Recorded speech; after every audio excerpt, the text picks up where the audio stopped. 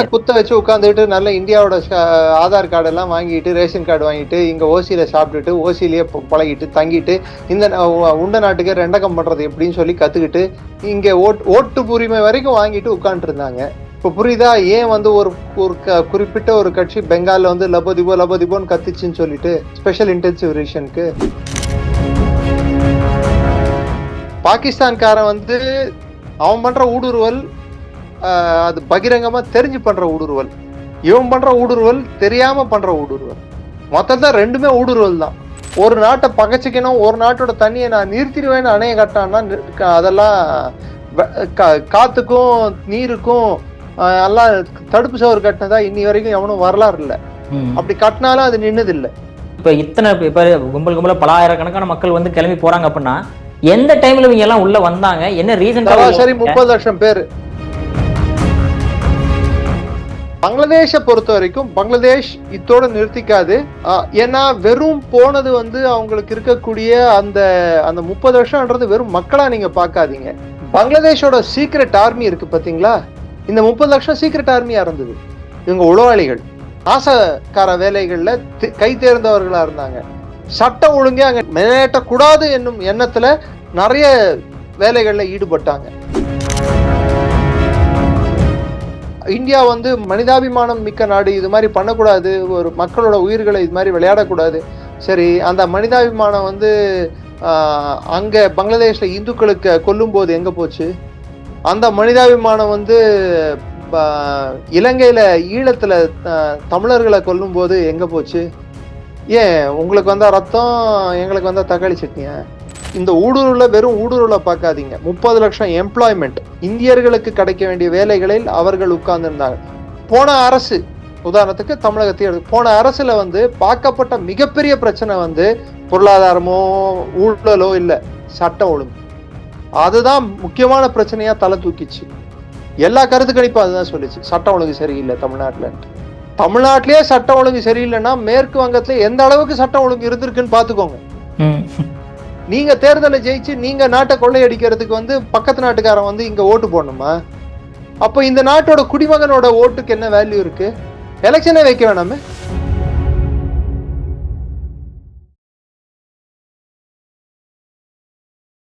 Labour நேயர்களுக்கு வணக்கம். இன்னைக்கு நம்ம நேர்காணல நம்ம சிறப்பு விருந்தினர் டிஃபென்ஸ் அனலிஸ்டான டாக்டர் நிரஞ்சன் சார் அவர்கள் தான். சார் வணக்கம் சார். ஜெய்ஹிந்த். வணக்கம், ஜெய்ஹிந்த் சார். சொன்ன மாதிரி வெஸ்ட் பெங்கால்ல வந்து பாஜக ஆட்சிக்கு வந்த பிற்காடு நம்மளால நிறைய வீடியோஸ் பார்க்க முடியுது. அதாவது பங்களாதேஷியர்கள்லாம் வந்து அப்படியே மூட்டை முடிச்சோட அப்படியே பல்கா கிளம்பி அப்படியே அந்த பார்டர் தாண்டுற மாதிரி நிறைய வீடியோஸ் பார்க்க முடியுது. அது உண்மையா இங்க நடந்தது தானா, இல்ல அது சும்மா வந்து சித்தரிக்கப்படுதா என்ன? அப்படி சினிமாவா இது யூஸ் பண்ணி சிஜிஐ யூஸ் பண்ணி எக்ஸ்ட்ராவா இருக்கிறத காட்டுறதுக்கு நிஜங்க நம்பணும். நம்ப மாட்டேன்னா எப்படி?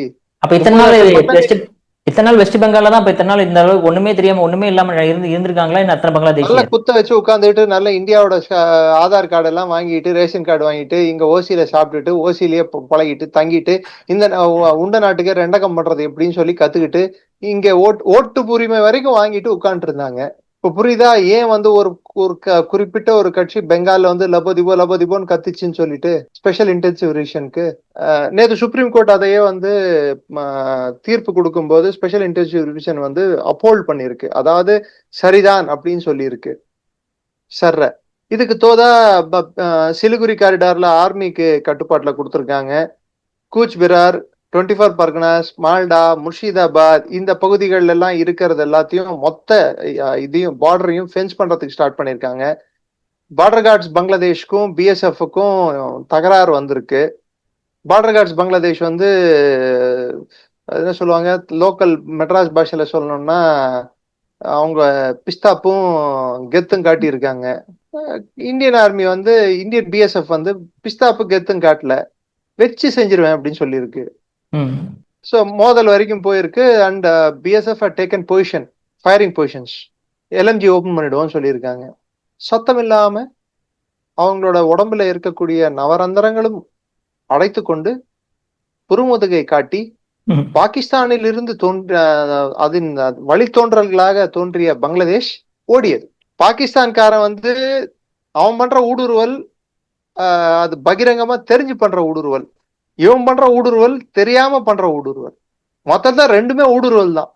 ஸோ இன்னைக்கு 24 பர்கனாஸ், நார்த் 24 பர்கனாஸ், கூச் பெரார், மால்டா, முர்ஷிதாபாத், ஒரு குறிப்பிட்ட இடத்துல வந்து ஐ திங்க் முர்ஷிதாபாத்ல 25 கிலோமீட்டர் வந்து ஃபென்ஸ் பண்ண முடியாத அளவுக்கு அந்த சைட்ல இருந்து அப்ஜெக்ஷன்ஸ் வந்திருக்கு. இல்ல ராசா நாங்க போட்டுதான் ஆகும். நிறைய பேர் என்ன சொல்றாங்க, பிரம்மபுத்திரா வந்து நாளைக்கு பிரச்சனை உள்ளாகும், சைனா வந்து அத ஏத்துக்க மாட்டாங்க, இந்த பக்கம் கங்கா வந்து நின்னுடும், அந்த பக்கம் இண்டஸுக்கு வந்து சைனா முற்றுகட்டை போட்டுரும், பங்களாதேஷ் வந்து இந்தியாவுக்கு வர தண்ணி பத்மா அப்படின்னுவாங்க அவங்க சைட்ல, அத அவங்க பேரேஜ் கட்டி முட்டுக்கட்டை போட்டுருவாங்க. கட்டுங்கடா, ஒரு வாரம் பேரேஜ் என்ன, இது என்ன போற தண்ணிக்கு காவா கட்டுற விஷயமா இது? அதையே கூட ஒரு நாள்ல கட்டி முடிக்கிறது இல்ல, 5 வருஷமாயும் கட்டாத ஆட்சிகள்லாம் இருந்திருக்கு. புரிஞ்சவங்க புரிஞ்சுக்கிட்டோம். சோ ஒரு டேம் கட்டணும்னா எத்தனை வருஷம் ஆகும், அந்த டேம் சஸ்டெயின் ஆகுமா, அதுக்கு ஜியோகிராபிக்கல், அதாவது பூகோள ரீதியில எங்க கட்டணும், எங்க தண்ணியை ஒண்ணு நல்லா புரிஞ்சுக்கோங்க. பங்களாதேஷ்ல வந்து சிட்டகாங் பகுதியில மட்டும்தான் சில மலைகள் இருக்கு, மலை சார்ந்த பிரதேசம் இருக்கு. மற்றபடிக்கும் மெயின்லேண்ட் பங்களாதேஷ் ஃபுல்லாவே நீங்க மேப் எடுத்து பாத்தீங்கன்னா நதி, அதாவது இந்தியால இருந்து போகக்கூடிய கங்கா வந்து உள்ள பங்களாதேஷ்ல என்டர் ஆன அப்புறம் ட்ரெயின் ஆகும், பல்வேறு பிரான்ச்சஸா உடையும், டெல்டா மாதிரி. டெல்டா மாதிரி, டெல்டாவோட மோசம் ஐலாண்டாவே, பங்களாதேஷே வந்து ஐலாண்டாவே மாறும். அதாவது சைக்ளோன் எல்லாம் வந்ததுன்னா பங்களாதேஷ் பெரிய அளவுக்கான பாதிப்பை வந்து ஏன் அடையுதுன்னா, சந்திக்க வேண்டிய நேரிடுதுன்னா அதோட நிலப்பரப்பு வந்து சதுர நிலப்பரப்பு, எக்ஸப்ட் சிட்டகாங் ஹில் ஏரியாஸ் தவிர்த்து மிச்சம் எல்லாமே சதுரமா தான் இருக்கும், பிளெயின்ஸ். ஸோ ஒரு புயல் வரும்போது இந்த ரிவர்ஸ் வந்து என்ன ஆகும்னா, உள்ள பெரியாறு, சின்ன ஆறுகள், பல்வேறு ஆறுகள், குட்டி குட்டி ஆறுங்க, இது வந்து பங்களாதேஷ அங்கங்க உடைச்சு விட்டுரும் துண்டு துண்டா. சோ இது கடைசியில என்ன ஆகும், இந்த ஆறுகள் வந்து அந்த வெள்ளம் வரும்போது திடீர்னு ஸ்வெல் ஆகுதுன்னா அதோட கரையை வந்து தாண்டி அது அகலமடையும், அப்ப பெரிய அளவுல ஒரு பாதிப்பு ஏற்படும். இப்ப பங்களாதேஷ டேம் கட்டுறாங்கடான்னா அங்க ஃப்ளோ ஆயிட்டு இருக்கிற தண்ணி வந்து அவங்க நிறுத்தி ஆகணும், மழை காலத்துல அதிகமா விடணும். This is called a topographical problem, பூகோள ரீதியில இருக்கக்கூடிய ஒரு பிரச்சனை. அப்கோர்ஸ் நம்ம தமிழ்நாட்டுல நிறைய பேருக்கு பூகோளம்னாலும் தெரியாது, வரலாறுனாலும் தெரியாது. ஸோ அணை கட்டுறது வந்து அவ்வளவு ஈஸி இல்லை. அணை எங்க கட்டணும், எப்படி கட்டணும், கட்டினா அதால மக்களுக்கு எவ்வளவு எந்த மாதிரியான பிரச்சனைகள் வரக்கூடும், இது எல்லாத்தையும் முன்கூட்டியே தெரியணும். ஒரு நாட்டை பகச்சிக்கணும், ஒரு நாட்டோட தண்ணியை நான் நிறுத்திடுவேன்னு அணையை கட்டான்னா அதெல்லாம் காத்துக்கும் நீருக்கும் எல்லாம் தடுப்பு சோறு கட்டினதா இன்னி வரைக்கும் எவனும் வரலாறு இல்லை. அப்படி கட்டினாலும் அது நின்னது இல்லை, நிக்காது, அதோட போக்குல தான் அது போகும். உதாரணத்துக்கு தமிழ்நாடு மெட்ராஸ் சிட்டில சொல்லுவாங்க, பூமிக்கு 8 அடியில தண்ணி, 8 அடியில தண்ணின்ட்டு. உங்க வீடு 8 அடி தண்ணியில இருக்க போதால உங்க வீட்டுக்கு கீழே 8 அடியில தண்ணியான்னு தெரியல. அது மாதிரிதான் இதெல்லாம்.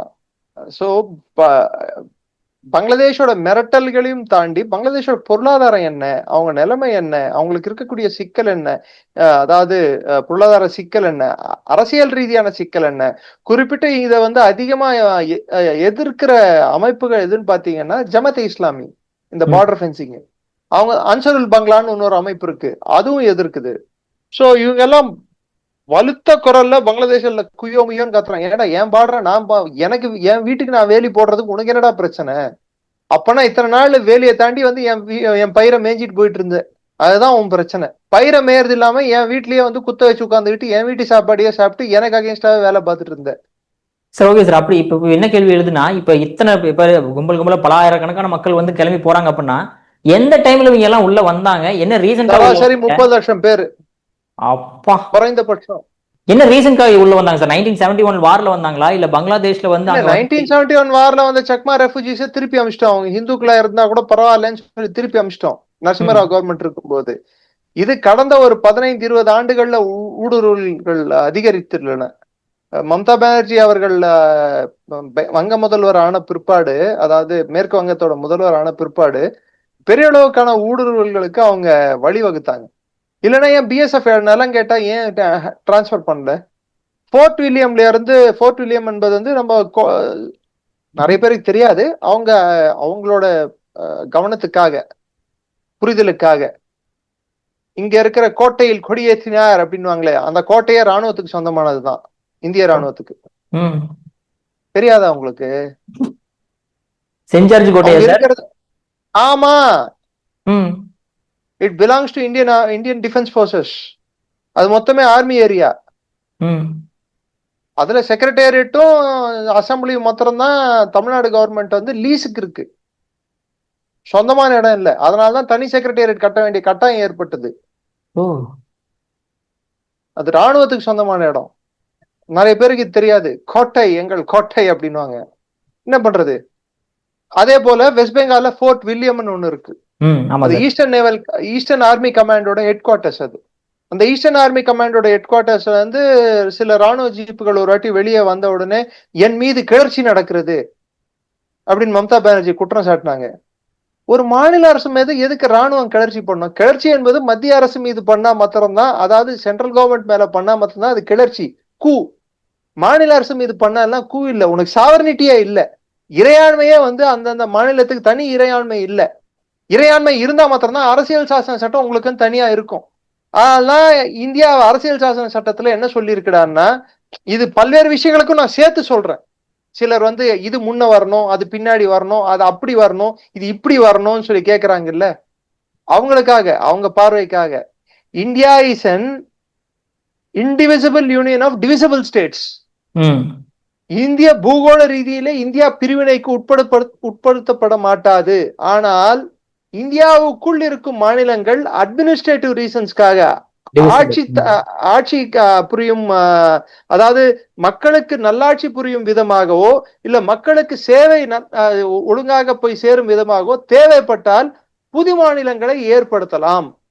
இது நான் சொன்னது இல்லைங்க, அரசியலமைப்பு சட்டமே சொல்லுது சார். இல்ல, சட்டமேதை அம்பேத்கர் சொன்னது. ஓகே.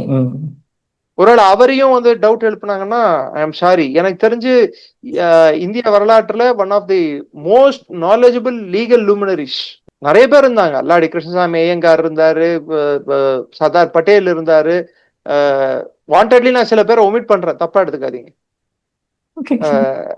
இருந்தாரு. இங்க வந்து டங்குட்டூரி பிரகாசம் இருந்தாரு, சக்கரவர்த்தி ராஜகோபாலாச்சாரி இருந்தாரு, அதாவது கல்யாணிலால் மேனக்லால் முன்ஷி, கே எம் முன்ஷி இருந்தாரு.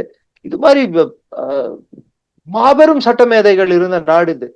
ஏன்னா இந்தியா மாத்திரம்தான் ராணுவ தளபதிகள் இந்தியாவுக்கு சுதந்திரம் வாங்கி கொடுத்த வரலாறு இல்லை. ஆமா, ஒருத்தர் வந்து ராணுவ தளபதியாக இருந்து அதுக்கு வித்துட்டாரு சுதந்திரத்துக்கு, நேதாஜி போஸ்.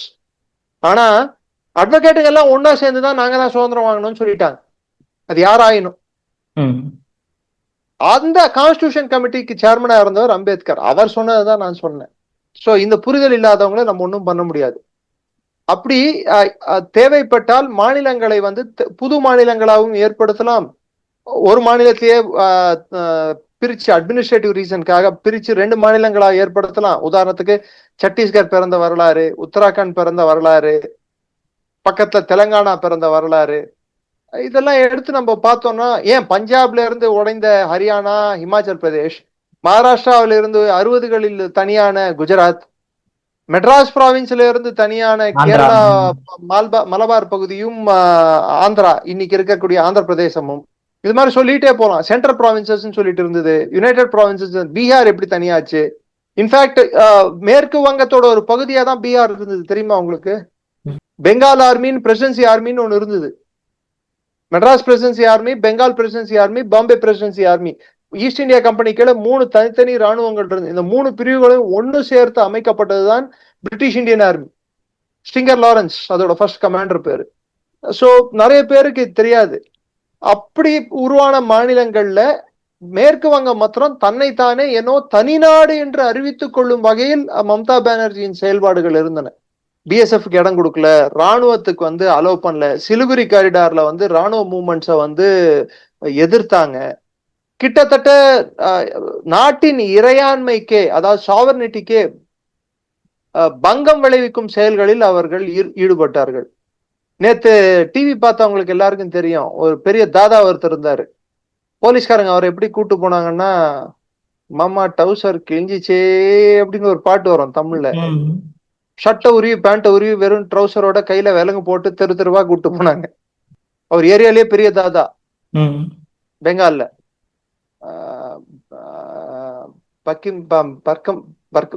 பரக்பூரோ என்னோ ஊர் அவர். அது நியூஸ்ல கூட வந்திருக்கு பாருங்க. ட்ரௌசரோட இழுத்து செல்லப்பட்ட டிஎம்சி ரவுடின்னு சொல்லி போட்டீங்கன்னா வந்துடும் உங்களுக்கு. இது இல்லாம இது ஒரு இண்டஸ்ட்ரியா மாத்திட்டாங்க மம்தா பானர்ஜி மேற்கு வங்கத்துல. இந்த 30 லட்சம் இப்ப என்ன கத்துறாங்க, 30 லட்சம் எஸ்ஐஆர்ல நீக்கிட்டாங்க, 30 லட்சம் எஸ்ஐஆர்ல நீக்கிட்டாங்க, 30 லட்சம். அந்த 30 லட்சம் தான் ஓடிட்டு இருக்கு இப்போ. ஓகே. ஆக்சுவலா சுப்ரீம் கோர்ட்டே வந்து என்ன சொல்லியிருக்கு, என்ஆர்சி அமல்படுத்திக்கலாம் அப்படின்னு சொல்ற மாதிரியே சொல்லிடுச்சு மறைமுகமா. 12.5 லட்சம் பேர் வந்து நீக்கினது சரின்னு சொல்லியிருக்கு. சரி, இதெல்லாம் ஒரு பக்கம் இருந்தா பங்களாதேஷ் அரசாங்கம் ஏன் லபோதிபன் வாயை வைத்து அடிச்சுட்டு அழுகுறாங்க, இவங்க எல்லாம் திருப்பி வரக்கூடாது, இவங்களெல்லாம் நாங்க ஏத்துக்க முடியாது, பங்களாதேஷ் ஆல்ரெடி ஸ்ட்ரெயின்டு, எங்களுக்கு இருக்கிற பற்றாக்குறையில இவங்களை எப்படி உன் நாட்டுக்கு வராம ஏன் நாட்டுக்கா வருவான், அவனே அலையா விருந்தாளியா இங்க வந்து குத்த வச்சு உட்காந்துட்டு நல்லா சாப்பிட்டு தின்னு என் நாட்டுல ஓட்டு போடுற அளவுக்கு வந்துட்டான். இது என்ன பஸ் ஸ்டாண்ட்ல கட்டி வச்சிருக்கிற அந்த ஒரு கழிப்பிடமா இது இந்தியா? எவன் வேணாலும் வந்து உட்கார்ந்துட்டு இருக்கிறதுக்கு. அப்படின்னா பாகிஸ்தானுக்கு போ, ஒரு காரிடார் ஓபன் பண்ணி கொடுக்குறோம் உங்களுக்கு, அப்படியே போ சேர்ந்துரு, போய் பாகிஸ்தான்ல போய் சேர்ந்துரு. பலூச்சிஸ்தான்ல மக்கள் தொகை ரொம்ப கம்மியா இருக்கான், போய் சேர்ந்துருங்க போங்க. நீங்க தானே சொன்னீங்க பாகிஸ்தான்ல இருந்து பாகிஸ்தான் ஐஎஸ்ஐ வந்து பங்களாதேஷ் டிஜிஎஃப்ஐ பாக்குறது, டிஜிஎஃப்ஐ பாகிஸ்தான் ஐஎஸ்ஐ பாக்குறது, நம்ம 2 பேரும் சேர்ந்து ஒன்னா வேலை பார்ப்போம் சொல்றது, இந்தியா வந்து நம்ம எதிர்கொள்ளுவோம் சொல்றது. ஏண்டாடே ஆட்டமாடா ஆடினீங்க நீங்கெல்லாம், கொஞ்சம் கொஞ்சம் ஆட்டம் ஆடினீங்க. பட் அந்த ஆட்டத்துக்கு இங்கிருந்து வேலை செய்தவர்கள், இங்கிருந்து அதற்கு தோதாக நின்றவர்கள், அவர்களுக்கு உதவிக்கரம் நீட்டியவர்கள், அவர்கள் கயவர்கள், இந்திய நாட்டுக்கு எதிராக செயல்பட்டவர்கள். இது மறைக்க முடியாத உண்மை.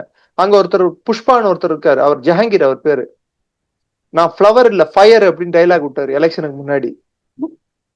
இப்போ தேடிட்டு இருக்காங்க போலீஸ், எங்கன்னு காணும். அவரு இண்டஸ்ட்ரி ஆக்கிட்டாங்க சார். அத நீ 100 பேரை கூட்டு வரியா, 100 பேர் இவ்வளவு காசு கொடுத்தா இந்த ஊர்ல அவங்க செட்டில்மெண்ட் பண்ண வைப்பேன். இப்ப இந்தியன் கவர்மெண்ட் என்ன சொல்லிடுச்சு, அதாவது குறிப்பிட்ட மேற்கு வங்க முதல்வர் என்ன சொல்லிட்டாரு, வெளியே போறானா விட்டுரு. ஒரு 4 இடத்துல செக் போஸ்ட் ஓபன் பண்ணிருக்காங்க, நார்த் 25 பர்கனாஸ்ல, முர்ஷிதாபாத்ல, மால்டால, இங்கெல்லாம் 4 இடத்துல ஓபன் பண்ணிருக்கு. பங்களாதேஷ்காரன் போன விட்டுரு, அவனா போறானா தனிச்சையா போறவன விட்டுரு, ஆனா அவனோட பயோமெட்ரிக்ஸ் வாங்கி வச்சுக்க, ஐரிஸையும் ஃபிங்கர் பிரிண்ட்டையும். நாளைக்கு இது வந்து டேலி ஆச்சுன்னா, ஆதார் கோட் டேலி ஆச்சுன்னா கேன்சல். பயோமெட்ரிக் மாத்திரம் கம்பல்சரி அவன் கொடுத்துட்டு தான் போகணும், இல்லைன்னா அலோவ் பண்ண மாட்டாங்க. சோ இது ஒரு பக்கம் இருக்க. இன்னும் நல்லா புரிஞ்சுக்கோங்க, இதே மாதிரியான செயல்பாடு அசாம்லயும் தொடங்க போறாங்க. அசாம்ல இப்பயே குறைஞ்சிருச்சு, தொடங்க போறாங்க. சோ இப்போ மேற்கு வங்கத்தோட பார்டரை வந்து சீல் பண்ற அளவுக்கு வந்துட்டோம், நம்ம அசாம் பார்டரை சீல் பண்ற அளவுக்கு வந்துட்டோம், பீகார் பார்டரையும் சீல் பண்ற அளவுக்கு வந்துட்டோம். சோ அங்க ஃபுல்லா சீல் ஆகுது பார்டரு, பஞ்சாப் சைடு பிரச்சனையா மாறுது. இதுதான் கவலை அளிக்கக்கூடிய ஒரு விஷயமா இருக்கு. பட் பங்களாதேஷை பொறுத்த வரைக்கும் பங்களாதேஷ் இதோட நிறுத்திக்காது. ஏன்னா வெறும் போனது வந்து அவங்களுக்கு இருக்கக்கூடிய அந்த அந்த 30 வருஷம்ன்றது வெறும் மக்களா நீங்க பாக்காதீங்க. பங்களாதேஷோட சீக்ரெட் ஆர்மி இருக்கு பாத்தீங்களா, இந்த 30 லட்சம் சீக்ரெட் ஆர்மியா இருந்தது. இவங்க உளவாளிகள், இந்தியாவோட பிஎஸ்எஃப் மூவ்மெண்ட்ல இருந்து, ராணுவ மூவ்மெண்ட்ல இருந்து எல்லாத்தையுமே அவங்க கண்காணிச்சிட்டு இருந்தாங்க, உளவு சொல்லிட்டு இருந்தாங்க. நெக்ஸ்ட் தேவர் சபட்டேர்ஸ்னா நாசக்கார வேலைகள்ல கை தேர்ந்தவர்களா இருந்தாங்க. சட்டம் ஒழுங்கே அங்க நிலைநாட்டும் வண்ணத்துல, நிலைநாட்டக்கூடாது என்னும் எண்ணத்துல நிறைய வேலைகள்ல ஈடுபட்டாங்க. ரெண்டாவது தேவர் ஆல்சோ ஸ்லீப்பர் செல்ஸ். இவங்க மற்ற இடங்கள்ல ப்ரொலிஃபரேட் ஆகி, இந்தியா ஃபுல்லா ப்ரொலிஃபரேட் ஆகி இந்தியாவுக்குள்ள தீவிரவாதத்தை ஏற்படுத்துறதுக்கு அந்த காரிடார் வந்து ஒரு முக்கியமான காரிடாரா இருந்தது. பங்களாதேஷ் அந்த அந்த கேப் இருக்கு பாருங்க, அங்க இருந்து வந்த ஊடுருவல்காரர்கள் மூலமாக எல்லா இடத்துலயும் அவங்க வந்தாங்க. சில வருடங்களுக்கு முன்னாடி இங்க இருக்கக்கூடிய ஒரு முக்கியமான கட்டிட வேலை பார்த்துட்டு இருந்த ஆள் வந்து கடைசியில பார்க்க போனா ஒரு தீவிரவாதி, பங்களாதேஷ்காரன். பின்ன திருப்பூர் வரைக்கும் எப்படி சார் வந்திருக்காங்க அவங்க? நான் சொல்ல, தமிழ்நாடு போலீஸே சொன்ன விஷயம் தானே இதெல்லாம்.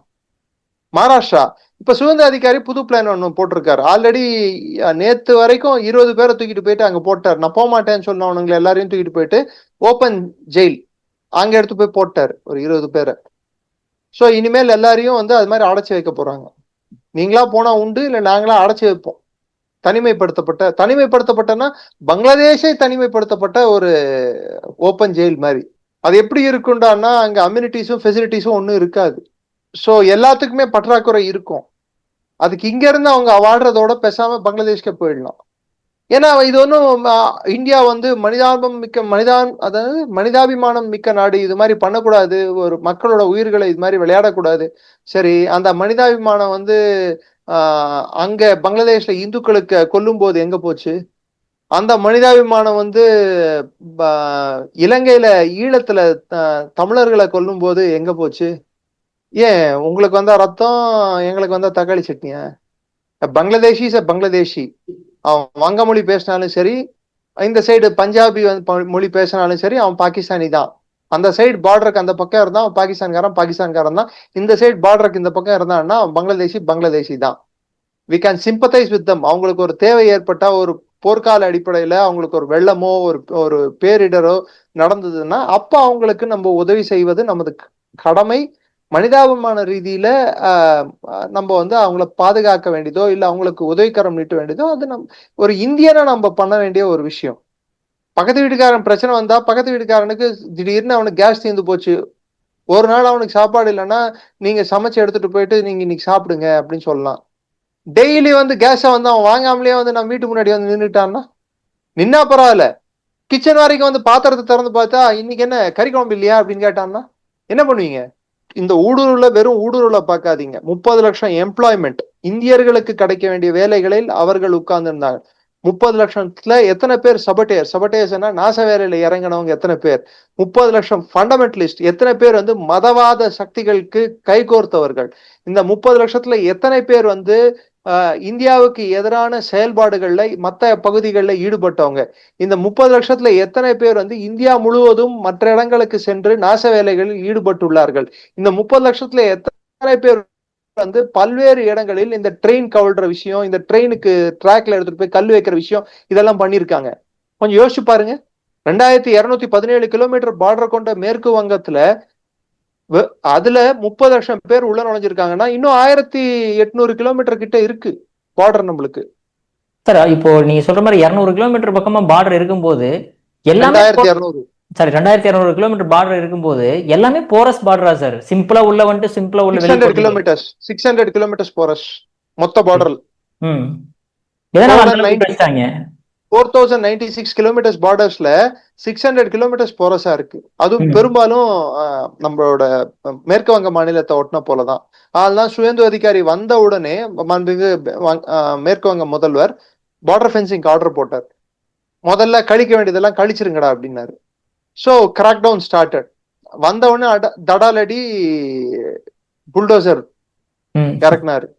ஒரு பக்கம் புல்டோசர் ஆக்ஷன், இன்னொரு பக்கம் பங்களாதேஷிஸ் மேல ஆக்ஷன். சட்டம் ஒழுங்கு தான் என்னோட முதல் பிரச்சனை அப்படின்னாரு. ஏன்னா எந்த மாநிலத்துல சட்டம் ஒழுங்கு சீரா இருக்கும் அந்த மாநிலத்தோட பொருளாதாரம் சீரா இருக்கும், மக்கள் மேம்பாடு ஒழுங்கா இருக்கும், சமூக நல்லிணக்கம் இருக்கும், அந்த மாநிலம் வளர்ச்சி பாதையை நோக்கி போகும். சட்டம் ஒழுங்கா கேள்விக்குறி ஆயிடுச்சுன்னு வச்சுக்கோங்க, ஏன் வருவான், எந்த வேலை நடக்கும், எந்த ஃபேக்டரி வரும், என்ன தொழில் பண்ண முடியும், எது நடக்கும்? ஒண்ணும் நடக்காது. அதனால்தான் எல்லா நாடுக்கும், ஒரு நாட்டுக்குன்னு எடுத்து பாத்தீங்கன்னா எல்லை பாதுகாப்பு தான் இருக்கக்கூடிய ஒரு அரசோட தலையாய கடமை, பார்டரை ப்ரொடெக்ட் பண்றது. உள்நாட்டுல அந்தந்த மாநிலங்களோட தலையாய கடமை சட்ட ஒழுங்கு பாதுகாப்பு. போன அரசு, உதாரணத்துக்கு தமிழகத்தை போன அரசுல வந்து பார்க்கப்பட்ட மிகப்பெரிய பிரச்சனை வந்து பொருளாதாரமோ ஊழலோ இல்ல, சட்ட ஒழுங்கு. அதுதான் முக்கியமான பிரச்சனையா தலை தூக்கிச்சு. எல்லா கருத்து கணிப்பும் அதுதான் சொல்லிச்சு, சட்டம் ஒழுங்கு சரியில்லை தமிழ்நாட்டுல. தமிழ்நாட்டிலேயே சட்டம் ஒழுங்கு சரியில்லைன்னா மேற்கு வங்கத்துல எந்த அளவுக்கு சட்டம் ஒழுங்கு இருந்திருக்குன்னு பாத்துக்கோங்க. கிட்டத்தட்ட த விரிட் ஆஃப் த ஸ்டேட், அதாவது அந்த மாநிலத்தின் அதிகாரத்தை வரம்பை மிஞ்சி சில ஆட்கள் வந்து அவங்களோட அதிகாரத்தை செயல்படுத்திட்டு இருந்தாங்க. அந்தந்த ஏரியாவோட லோக்கல் எம்எல்ஏ கிட்டத்தட்ட குட்டி சீஃப் மினிஸ்டர் மாதிரி இருந்தாங்க அந்த கான்ஸ்டுவன்சிக்கு.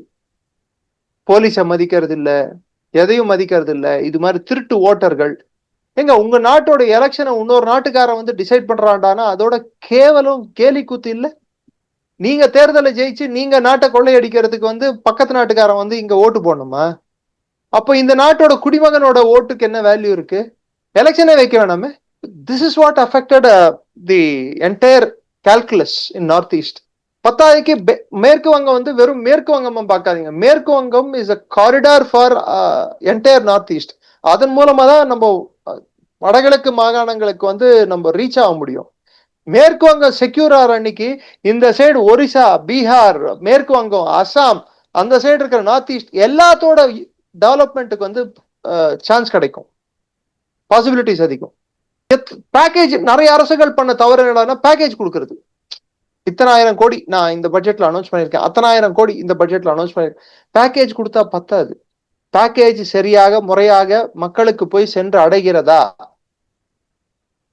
அதுக்கு யார் வந்து உரியவர்களோ அவர்களுக்கு போய் சேருகிறதா, பேக்கேஜ் யார் பேக்கெட்டுக்கு போகுதுன்னு முக்கியம். பேக்கேஜ் போற பேக்கெட்டே தப்பான பேக்கெட்டா இருந்தா, பங்களாதேஷ்காரன் பேக்கெட்டா இருந்தா, இன்னைக்கு போகக்கூடிய நாட்கள்ல ஸ்லீப்பர் செல்ஸ் நிறைய பஸ்ட் ஆகும். ரெண்டாவது, இது பங்களாதேஷ் வெஸ்ட் பெங்கால் போலீஸுக்கும் இது வந்து ஒரு நல்ல ஒரு என்ன சொல்றது, ஒரு அவகாசம். அவங்களுக்கு அவங்க தொலைச்சிக்கிட்ட அந்த ஒரு அதிகாரத்தையும் அங்கீகாரத்தையும் திரும்ப பெற முடியும். ரெண்டாவது, தேவையற்ற இது மாதிரி ஆசாமிகள் இந்தியாவுக்குள்ள இருக்கும்போது சட்ட ஒழுங்கு பிரச்சனை வரும்போது பிரச்சனைகள் அதிகமாகுமே தவிர்த்து கம்மியாகாது. ஸோ போலீஸ் மேல இருக்கக்கூடிய பாரம் அதிகமாகும். போலீஸ் மேல பாரம் அதிகமாச்சுன்னா அப்போ மக்கள் யாரை குறை சொல்லுவாங்க? போலீஸை தான் குறை சொல்லுவாங்க. அப்ப அதிகாரிகளை வந்து மதிக்க மாட்டாங்க. Rule of law cannot be established அப்படின்வாங்க. ரூல் ஆஃப் லான்றது என்ன? Law and order. So law and ஆர்டருக்கு ஒரு முக்கியமான கருவி காக்கி யூனிஃபார்ம் போட்டு அந்த ரோட்ல, இப்போ உதாரணத்துக்கு ஒரு ரோடு இருக்கு சார், 1 மணி நேரம் அங்க ஒரு டிராபிக் சார்ஜென்ட் இல்லைன்னா, அந்த சிக்னல்ல, வடபழனி சிக்னல்ல வச்சுக்கோங்க, டிராபிக் சார்ஜென்ட் இல்லைன்னா கொஞ்சம் நிலைமை யோசிச்சு பாருங்க. அது எப்படி ஒரு ஆள் வந்து அந்த காக்கி யூனிஃபார்ம் போட்டதே பின்னாடி போங்க, பின்னாடி போங்க, இப்படி போ, அப்படி போன்னு சொல்லி அவர் சொன்ன உடனே நம்ம ஏன் கேட்கிறோம்? That is called establishment of rule of law. சட்ட ஒழுங்க நிலைநாட்டுறதுன்றது அதுதான். நான் சொல்றது சின்ன எக்ஸாம்பிள். வரவாண்டா, போலீஸ்காரன் வருவாண்டா, அடிப்பான்டா, ரொம்ப பேசினா சுட்டுருவான்டா, அவன் ரொம்ப பேசினா பர்மிஷன் கேட்டு சுடணும். அதே பங்களாதேஷ் பார்டர்ல இருக்க வெஸ்ட் பெங்கால்ல, ஆர்மிக்காரன் வந்துட்டான்டா, பிஎஸ்எஃப் காரன் வந்துட்டான்டா, அவன் சுட்டு கணக்கு மாத்திரம் தான்டா சொல்லுவான், போலீஸ்காரனாவது சுட்டு பர்மிஷன் கேட்பான்டா. நான் ஒருத்தர்கிட்ட, ஒரு முன்னாள் அதிகாரி கிட்ட ஒருத்தர்கிட்ட பேசும்போது கேட்டேன், சார் எப்படி சார் சிஸ்டம் எப்படி ஒர்க் ஆகும் இந்த மாதிரி பார்டர் ஸ்டேட்ஸ்ல? எங்க ஆனாலும் ஒரே சிஸ்டம் தான் சார். ஒரு ஏரியா ஆர்மி கட்டுப்பாட்டுல கொடுக்கப்பட்டாலோ இல்ல துணை ராணுவத்தின் கட்டுப்பாட்டுல கொடுக்கப்பட்டாலோ எல்லை பகுதி, ஃபர்ஸ்ட் ஐடென்டிஃபை யுவர் செல்ஃப்னு கேட்பாங்களாம். நீ யாருன்னு சொல்லுன்னு கேட்பாங்களாம். சொல்லனா சுட்டுருவாங்க. கொக்கு சுடுற மாதிரி, குருவி சுடுற மாதிரி சுட்டுறது. நீ எல்லைக்கு அந்த பக்கம் தானே வர, அந்த சைட்ல எவன் வந்தாலும் ஊடுருவல்காரன் தான், ப்ராப்பர் செக் போஸ்ட்ல வராட்டி சுட்டுட்டு அந்த நாட்டுக்கு அறிவிப்பானா, உன் ஆள் செத்து போய் கிடக்குறான், காவால இருக்கான், ஓடையில இருக்கான், நீ வந்து வேணும்னா எடுத்துட்டு போ, இன்னொரு வாட்டி இது மாதிரி எல்லை தாண்டி வர வந்தா நாங்க சுட்டுருவோம் அப்படின்னு சொல்றோம். அது என்ன பண்ணுடான்னா ஃபியர், பயத்தை இன்ஸ்டில் பண்ணும். இதனால என்னென்ன குறைய வாய்ப்புண்டு? கடத்தல். இங்க இருந்து குழந்தைங்களையும் பெண்களையும் கடத்திட்டு போயிட்டு பெங்கால்ல வச்சுட்டு பணம் வாங்குறது. ஐ மீன் பெங்கால்ல இருந்து கடத்திட்டு போய் வெஸ்ட் பெங்கால்ல இருந்து கடத்திட்டு போய் அந்த சைடு பங்களாதேஷ்ல அவங்களை எடுத்துட்டு போய் பிணை கைதிகளை வச்சுக்கிட்டு பணம் வாங்குறது. சின்ன சின்ன இண்டஸ்ட்ரியலிஸ்ட் கூட பயந்து போயிட்டு அங்க இண்டஸ்ட்ரியை மூடிட்டு வெளியே வந்துட்டு இருந்தாங்க பெங்கால்ல. காரணம் என்ன தெரியுங்களா? கடத்தல், ஆள் கடத்தல் கட்டுக்கடங்காம போயிட்டு இருந்தது. இன்னொரு திடுக்கிடும் தகவல் சொல்றேன். காதிம் ஷூ ஃபேக்டரி இருக்குல்ல, காதிம், நீங்க பாத்திருக்கீங்க. ஒரு காலத்து 2001 செப்டம்பர் 11 அட்டாக்கு முன்னாடியே காதிம் ஓனர் வந்து கடத்திட்டு போயிட்டு அதுல இருந்து வந்த ஒரு கணிசமான தொகையை மாத்திரம்தான், ஒரு தொகையை வந்து WTC அட்டாக்கு பயன்படுத்தப்பட்டது. 9/11 அட்டாக்கு, 9/11 கமிஷன் ரிப்போர்ட் எடுத்து படிங்க. ஸோ ஆள் கடத்தல்ன்றது நம்ம சின்ன விஷயமா பார்க்க கூடாது. ISIயோட ஒன் ஆஃப் த மாடல்ஸ் ஆப்பரண்டில ஆள் கடத்தல் மூலமாக வரக்கூடிய பணமும் மிகப்பெரிய பணம். FICN நோட்ஸ், பாகிஸ்தான்ல அச்சடிக்கப்படுற திருட்டு நோட்டுகள் நேரடியாக நேபாள் சென்று உள்ள வருது, அல்லது பங்களாதேஷ் சென்று பார்டர் வழியா உள்ள வந்துட்டு இருக்கு. பிங்க் நோட்டு காணாம போனதுக்கு ஒன் ஆஃப் த ரீசன் இதுதான். அதுக்கு முன்னாடி ரெட் நோட்டு காணோம்னு சொல்லிட்டு பிங்க் நோட் அடிச்சாங்க புழக்கத்தை ஏற்படுத்துறதுக்கு. திரும்பி அந்த பிங்க் நோட்டையும் நிறுத்திட்டாங்க. பிங்க் நோட் இப்போ யூஸ்ல இருக்கு, பேங்க்ல போய் கேட்டா கொடுக்குறான். பாகிஸ்தான்காரன் பெரிய அளவுக்கு பிங்க் நோட் அடிச்சு வச்சிருந்தான், போச்சா? இது பங்களாதேஷ் வழியாவும் நேபாள் வழியாவும் இந்தியாக்குள்ள எடுத்துட்டு வருது. இப்போ அது கம்மியாயிடுச்சு. நெக்ஸ்ட் கால்நடை கடத்தல், அதுவும் இந்த பக்ரீத் இப்பதானே வந்தது. இந்த பக்ரீத் சீசன்ல இஷ்டத்துக்கு ஆடு மாடு எல்லாம் இந்தியால இருந்து குறிப்பிட்டு பசுக்கள் பெரிய அளவுக்கு கடத்திட்டு போறது. சின்ன சின்ன ஓடைகள் இருக்கும், அந்த ஓடைகள் வழியாவே அந்த நீரோடை வந்து கழுத்தளவு தண்ணி இருந்தா நைட்டோட நைட்டா அந்த சைடு எடுத்துட்டு போயிடுறது. 1-2 இல்ல, ஒரு 200 மாடு 300 மாடு. அது மேல நிறைய இந்தியாக்குள்ளேயே கருத்து வேறுபாடுகள் இருக்கு. அதை சாப்பிடலாம் சாப்பிடக்கூடாது, வெட்டலாம் வெட்டக்கூடாது. நான் அதுக்குள்ள போக விரும்பல. அது இந்தியாக்குள்ள இருக்கிற பிரச்சனை இந்தியர்கள் டீல் பண்ணிப்பாங்க. இங்க இருக்கிற கால்நடை இந்தியர்களுக்கான தேவைக்கு மட்டுமே, அது சாப்பிடுறதுக்கு ஆகட்டும் இல்ல அது கொடுக்குற பால் ஆகட்டும். பங்களாதேசிகள் தேவைக்கல்ல. போதைப் பொருள் கடத்தல், வெடிகுண்டு, வெடிப்பொருட்கள் இந்தியாக்குள்ள வந்துட்டு இருந்தது, ஸ்மால் ஆர்ம்ஸ்.